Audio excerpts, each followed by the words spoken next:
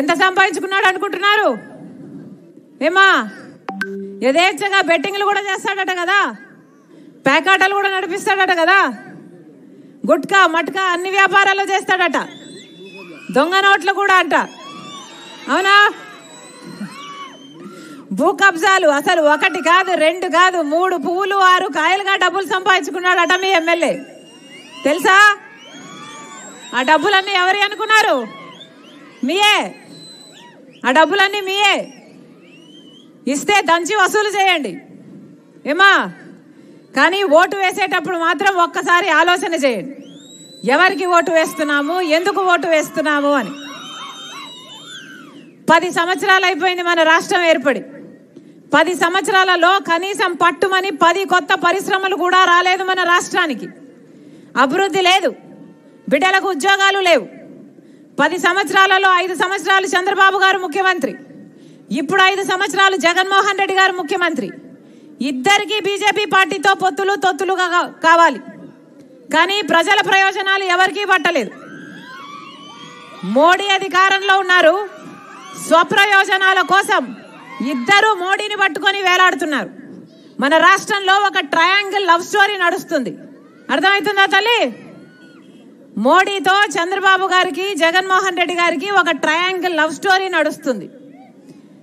చంద్రబాబుకి మోడీతో పొత్తుంది, జగన్మోహన్ రెడ్డి గారు మోడీకి తొత్తయ్యారు. ఇద్దరికి పెద్ద తేడా లేదు. ప్రజల ప్రయోజనాలనైతే తాకట్టు పెట్టారు, ప్రత్యేక హోదాను తాకట్టు పెట్టారు, పోలవరం ప్రాజెక్టు తాకట్టు పెట్టారు, రాజధాని కూడా తాకట్టు పెట్టారు. కడప స్టీల్ ఫ్యాక్టరీ ఎవరమ్మా? మీ ఎంపీ ఓట్లేసి గెలిపించారు కదా, గొడ్డలి అవినాష్ రెడ్డి. అవునా?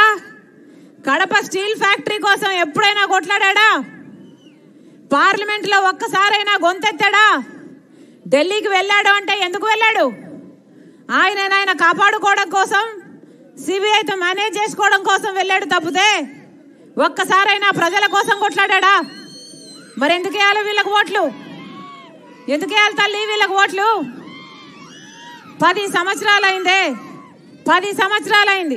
ఇప్పటికి ఒక రాజధాని అయినా ఉందా మనకు? చంద్రబాబు గారు ఏమన్నారు?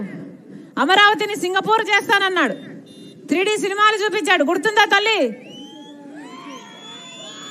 అమరావతి కాస్త భ్రమరావతి అయిపోయింది. ఒక్క పర్మనెంట్ బిల్డింగ్ కూడా కట్టలేదు చంద్రబాబు గారు. ఆ తర్వాత మన జగన్మోహన్ రెడ్డి గారు ముఖ్యమంత్రి అయ్యారు.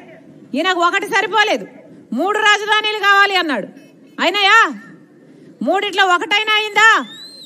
ఈరోజు తలెత్తుకొని ఇది మా రాజధాని అని చెప్పుకునేటట్టు ఒక్క రాజధాని అయినా ఆంధ్ర రాష్ట్ర ప్రజలకు ఉందా? మన బిడ్డలు వెళ్ళి ఉద్యోగాలు చేసుకునేటట్టు పరిస్థితి ఉందా?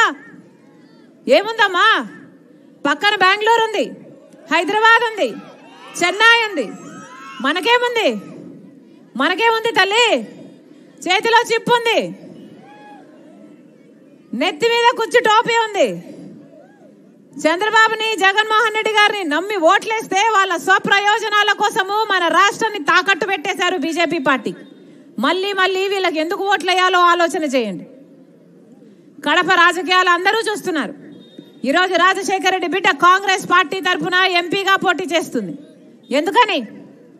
ఎందుకంటే వివేకానంద రెడ్డి గారిని హత్య చేయించారు అని సిబిఐ ఆరోపించి అక్యూజ్డ్ గా చేసిన అవినాష్ రెడ్డి గారిని జగన్మోహన్ రెడ్డి గారు గత 5 సంవత్సరాలుగా కాపాడమే కాకుండా ఈరోజు మళ్ళీ అదే అవినాష్ రెడ్డి గారికి టికెట్ ఇచ్చి మళ్ళీ ఎంపీగా నిలబెట్టాడు జగన్మోహన్ రెడ్డి గారు.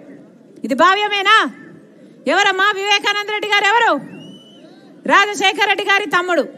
రామునికి లక్ష్మణుడు ఎలాగో రాజశేఖర రెడ్డి గారికి వివేకానంద రెడ్డి గారు అలాగా. అంతేకాదు, ప్రజలకు ఎంత సేవ చేశాడు వివేకానంద రెడ్డి గారు.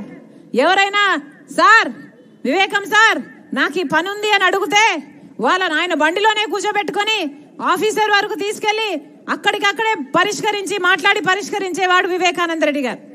అలాంటి ప్రజానాయకుడు ఈరోజు భూతద్దంలో పెట్టుకుని వెతికి చూసినా దొరకడు. ఆ మహానాయకుడు అంట నెలకు 27 రోజులు ట్రైన్లలోనే గడుపుతాడట. అక్కడి నుంచి ఇక్కడికి, ఇక్కడి నుంచి అక్కడికి, ఈ పని చేయడానికి, ఆ పని చేయడానికి. అలాంటిది వివేకానంద రెడ్డి గారిని రాజశేఖర రెడ్డి గారి సొంత తమ్ముడు, ముఖ్యమంత్రిగా 2 సార్లు గెలిచిన రాజశేఖర రెడ్డి గారి సొంత తమ్ముడిని 7 సార్లు గొడ్డలితో నరికి నరికి క్రూరంగా ఘోరంగా చంపితే ఈ రోజు వరకు న్యాయం జరిగిందా? వివేకానంద రెడ్డి బిడ్డ న్యాయం కోసం తట్టని తలుపు లేదు, ఎక్కని కోటు మెట్టు లేదు. న్యాయం కోసం 5 సంవత్సరాలుగా తిరుగుతూనే ఉంది. పాపం 5 సంవత్సరాలుగా వివేకానంద రెడ్డి గారి రక్తం ఈ నేల గడ్డ మీద న్యాయం కోసం అడుగుతూనే ఉంది, ఘోషిస్తూనే ఉంది. న్యాయం జరిగిందా?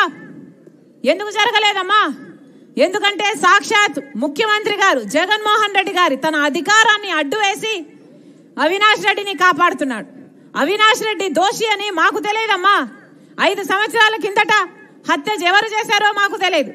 కానీ సిబిఐ ఎంక్వైరీ చేస్తే అవినాష్ రెడ్డి హత్య చేయించారు అని అన్ని సాక్ష్యాలు ఆధారాలు అన్ని ఉన్నాయి. గూగుల్ టేక్అవుట్ మ్యాప్స్ అయితేనేమి, ఫోన్ కాల్ రికార్డ్స్ అయితేనేమి, డబ్బులు చేతులు మారడం అయితేనేమి, అన్ని సాక్ష్యాలు ఆధారాలు అన్ని అవినాష్ దిక్కు చూపిస్తూ సిబిఐ ఛార్జ్ షీట్ లో అక్యూజ్డ్ గా దోషిగా అవినాష్ రెడ్డి గారిని చేర్చడం కూడా జరిగింది.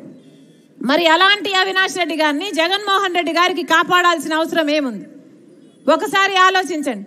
ముఖ్యమంత్రి హోదాలో ఉన్న వ్యక్తి హంతకుల్ని కాపాడితే ఇక ప్రజలకు న్యాయం జరుగుతుందా? రాజశేఖర రెడ్డి గారి తమ్ముడికే న్యాయం జరగలేదే, న్యాయం జరుగుతుందా? యథా లీడర్ తదా కాడర్ అన్నట్టు మీ ఎమ్మెల్యే కూడా అడ్డొచ్చిన వాళ్ళని హత్యలు చేపిస్తారంట కదా గొడ్డలితో. అవునా? నిజమేనా? ఎలా తయారయ్యారు తల్లి? ఇందుకేనా వీళ్ళను ఓట్లేసింది? పేరు చెప్పండి. ఆయనని గొడ్డలితో హత్య చేపించారంట మీ ఎమ్మెల్యే. నిజమేనా? మరి ఎలా తయారయ్యాయమ్మా రాజకీయాలు? ఒక్కసారి ఆలోచన చేయండి.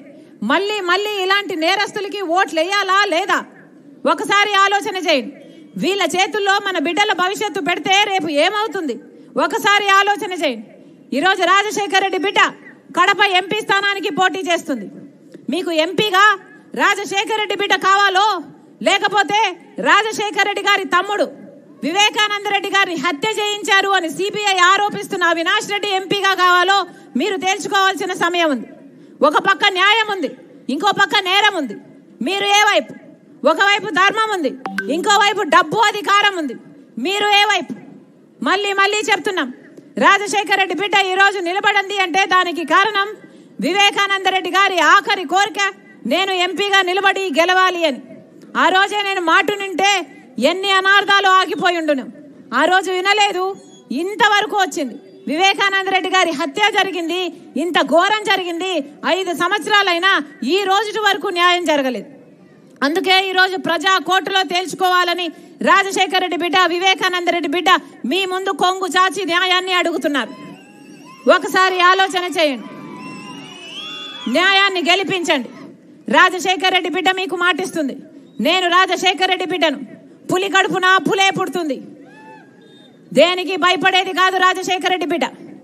అలాగని అన్యాయం జరుగుతుంటే సహించేది కూడా కాదు రాజశేఖర రెడ్డి బిడ్డ. ఇదే రాజశేఖర రెడ్డి బిడ్డ ఒకప్పుడు 3200 కిలోమీటర్ల పాదయాత్ర చేసింది జగన్మోహన్ రెడ్డి గారికి ఒక చెల్లెలిలాగా. కానీ ఈ రోజు ఒక అన్యాయం జరుగుతుంటే